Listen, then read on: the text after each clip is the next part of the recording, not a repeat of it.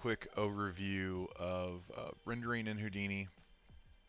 This is going to be a little bit different than usual, as I'm not going to make every single node as we go, because I want to try to do this as fast as possible. Because this is a pretty kind of in-depth subject, and I don't want to bore your time doing things you already know how to do. So let's go ahead and jump in. So as far as our geometry, like objects go, I've got an environment object here.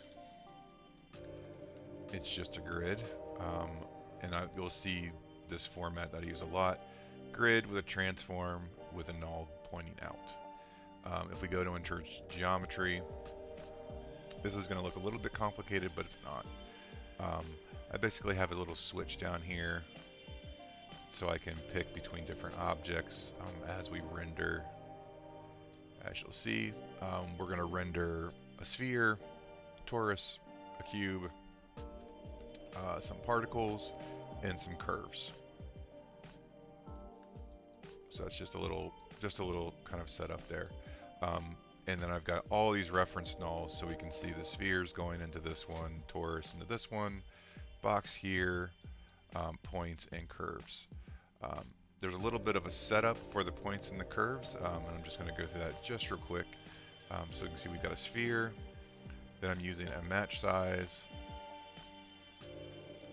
zoom in here to keep it on the floor.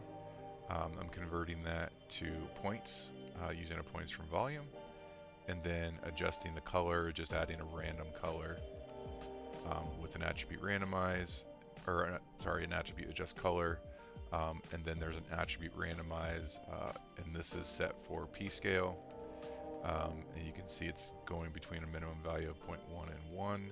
So this will be our copy to points. So I'm sorry, our particles, and you can see I've got a copy to points here to just test what those particles are going to look like.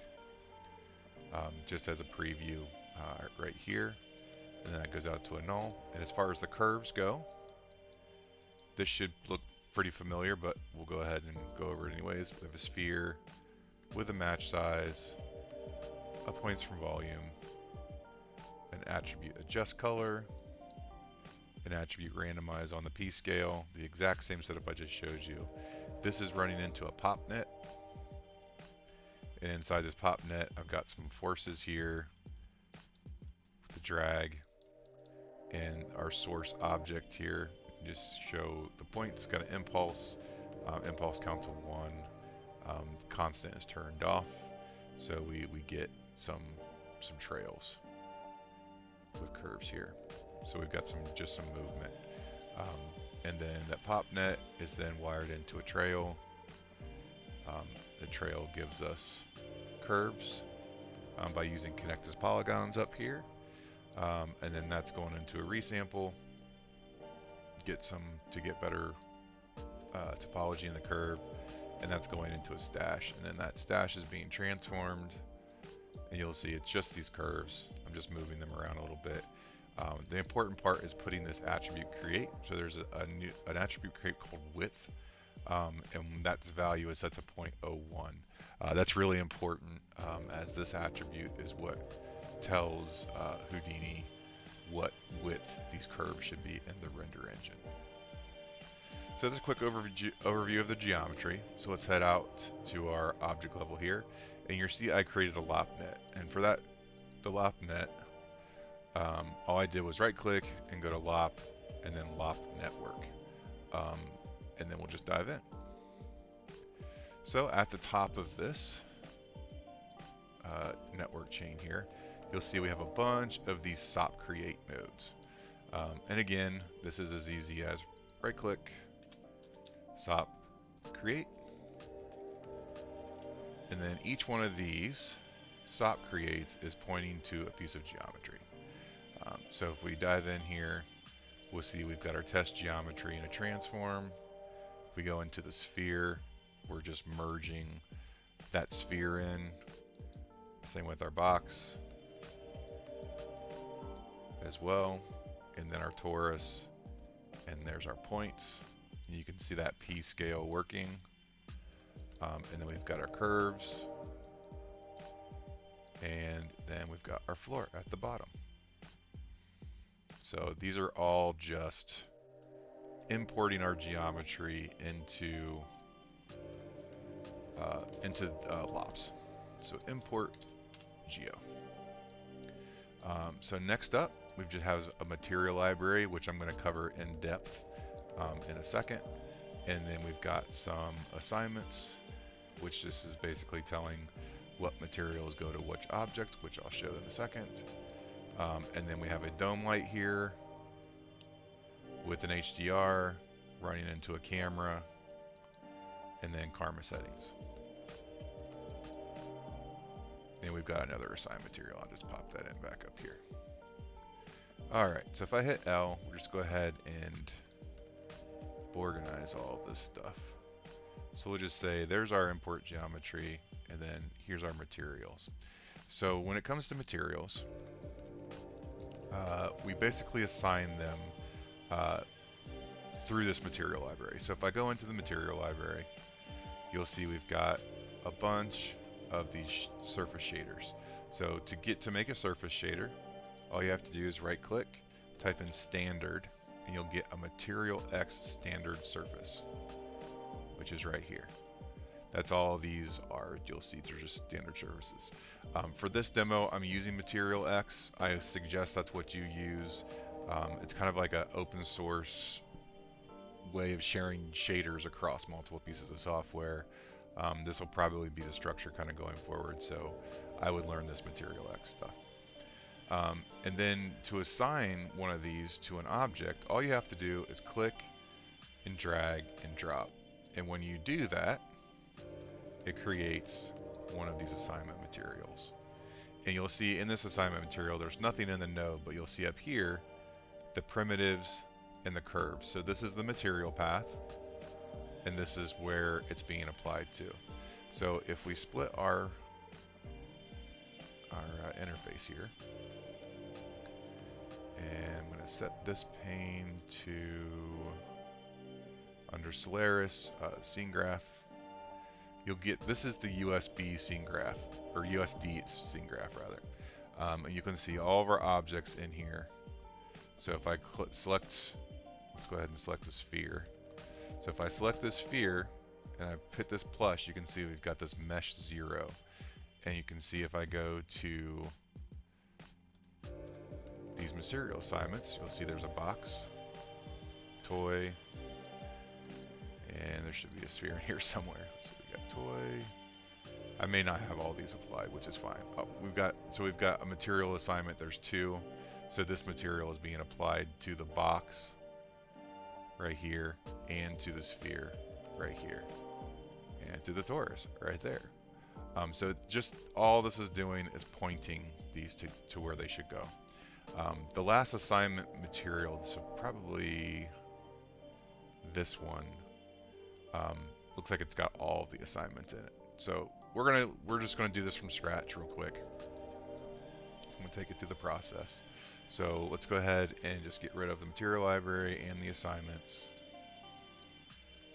So now we're just back to our scene stuff and our geometry. So let's make a material library. And we'll just call this stuff. And now I want to make a material first, the sphere first. So I'll jump in here, type in standard, like so. I'm just going to name this sphere, and then click, drag, and drop this onto our sphere. And it's going to say set as material on mesh 0, and we're going to say yes. So now I know that automatically dumps us back out to our LopNet, and you'll see we have a material library here and an assignment library. This is a little bit new to me too, so I'm not totally sure why it creates that duplicate library. There's nothing in it, so you just get rid of it. It's fine. And then we'll take this and then just drag our assignment down here. So you can see there's the material and there's where it's being applied to. So we could, if we wanted to, we could just make a bunch of these and manually assign them just by clicking these pluses and just changing these lines. So let's just do that for one. So we'll hit plus. And then I'm just going to copy and paste these.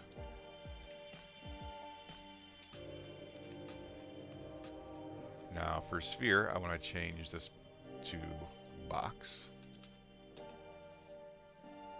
You can see our box changed. So now that box has a material on it right now.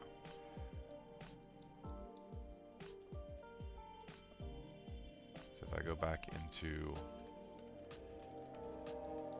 our library here, it's just applying this sphere material. So we need a box material. So what we'll do is just hold down Alt and drag, and we'll just call this box. And I'm going to change the colors on these just so we know that they're applied. So you can see right now our box and our sphere have this material applied to it. So if I grab my box material, make that green, and then I'm going to grab this to my box, set it. Now we've got green. You'll go back up here and you'll see that it's put another assignment material node for us. Or rather, this one is hooked up correctly now. It knows where to go. So hopefully that makes some sense. So I'm just going to do that one more time because I know it can be confusing. At least it's confusing to me anyways. So first thing we'll do is create our standard. Oops, not standard. Our material library. Dive in, make a standard material for our mats material X. And I'm just going to do this all in one go here. So I'm going to call this sphere, give it a green color, box, blue,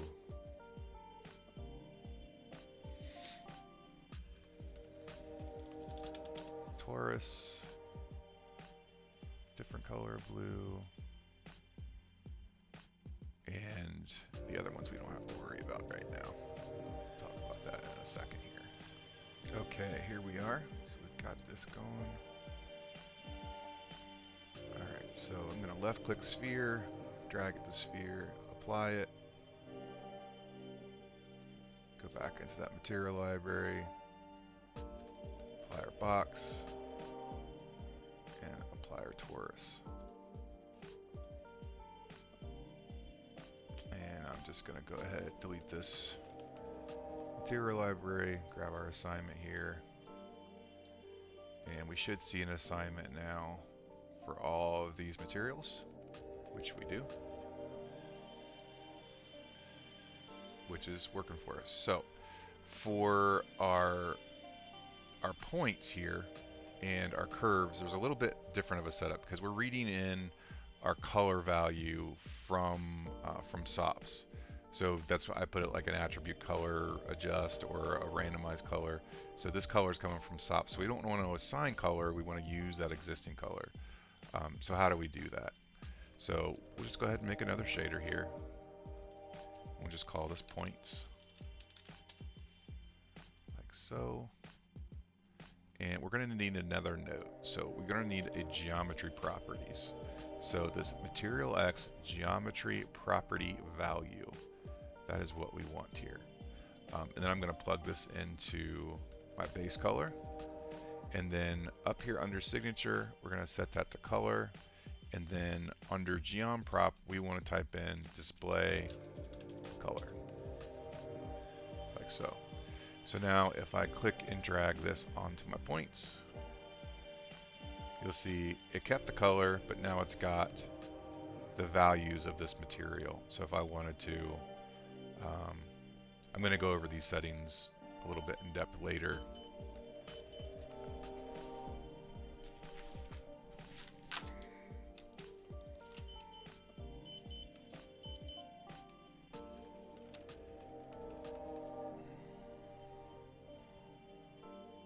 I'm going to go over all these settings a little bit, but just wanted to point that out. So that works for points, and this will also work for curves. So if we just grab these two, Alt drag, we'll just call this curves. Now go over here, and then I'm just going to click and drag this onto curves. I have to zoom in a little bit. And set the curves. We can see that it picked it up. Great. We're good. And then we've got this last one here. And I just wanted to show how to add a texture. So again, I'm just going to make a new shader here, and we'll call this toy. I'm just going to disconnect that. But we're going to need something called a USD UV texture.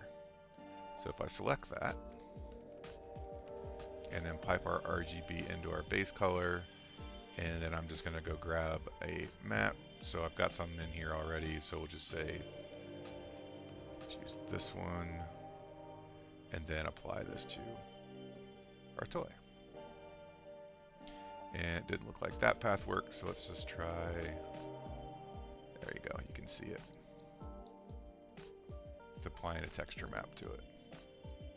So if you want to do your own assets and bring in texture maps, this is the node that you would use. Super easy, not very difficult. So that's how we can get all of these materials. So if we go back up to our LopNet, you can see we've got this assigned material. We've got a bunch of these already assigned for us, so we are good to go. So let's jump into a couple of these materials and see what we can do. Drag this down, get it out of our way. Let's go ahead first. Let's add an HDRI to our light just to give us some better. Oh, we got one in there already. Great. Just want to make sure we've got that. In your environment light, if you select it and you under texture, you can add an HDR, which will add kind of like cool reflections and stuff for us. So let's go into this material, go into the sphere here, and talk about some of these settings. So base is our base color. You can see this is just a multiplier, so how much of that base color do we want?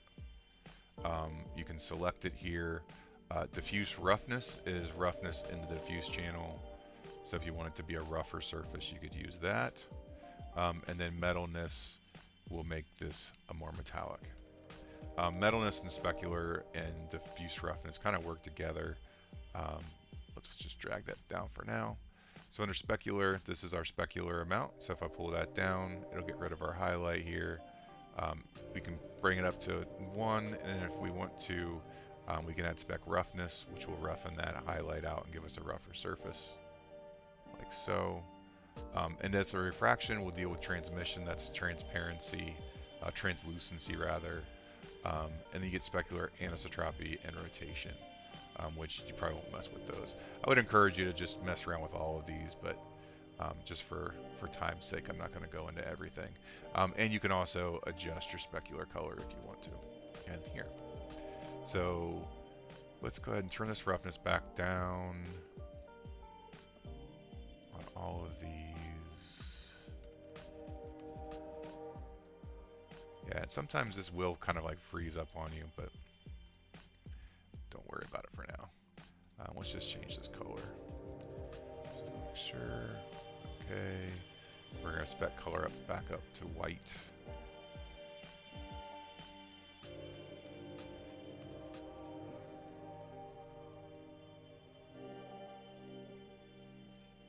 So now we've got a little bit of a spec channel. So one thing, if you've noticed, this is pretty cool about these renders.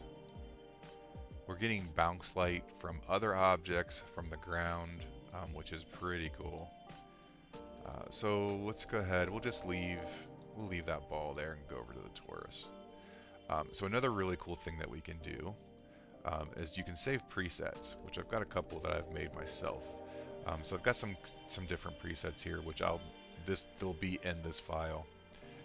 So let's just use this matte blue glass. And we see we get this really cool glass look. Try another one. We'll just say thick glass.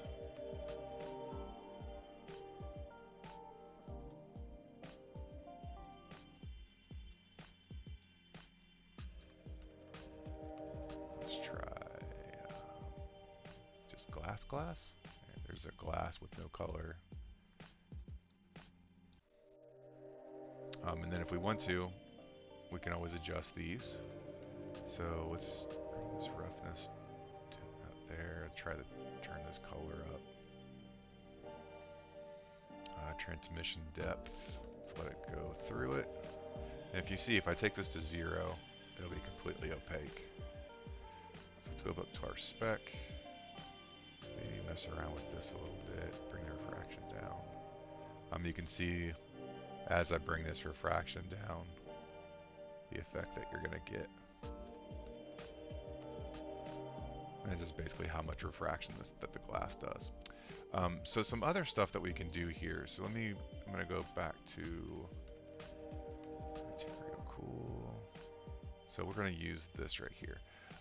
So I'm going to go back out and we're going to talk about this render settings setting here.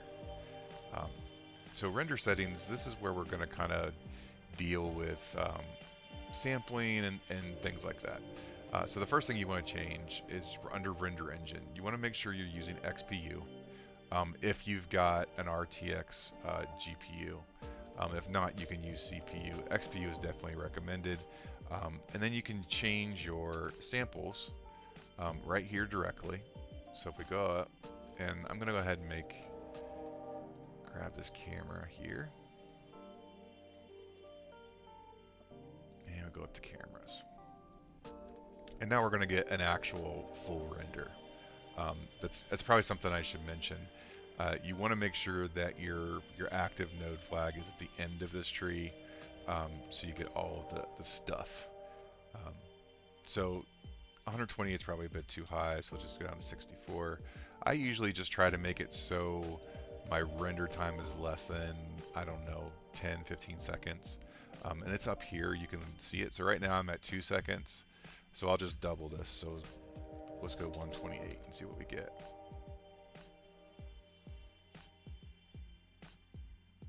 That's going to render for a bit.